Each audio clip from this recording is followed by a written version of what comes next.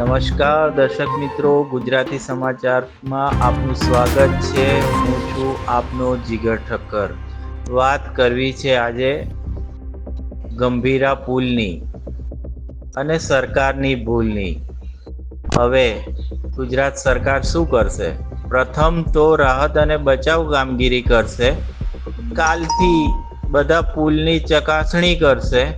ઘટનાની તપાસ માટે કમિટી બનાવશે. જવાબદારો સામે પગલાં લેવાશે. ના, ખાલી આ બાબતે કહેવાશે અને ઘાયલો અને મૃતક પરિવારોને કદાચ વળતર આપશે અને આવી ઘટના ફરી નહીં બને એવું આશ્વાસન આપશે. પણ આવી ઘટનાઓ ક્યાર સુધી અને કેટલી બનશે એ અનુત્તર જ રહી જશે. અને બીજી બાજુ જોવા જઈએ તો હાલ આપણા પીએમ મોદીજી વિદેશ પ્રવાસે છે.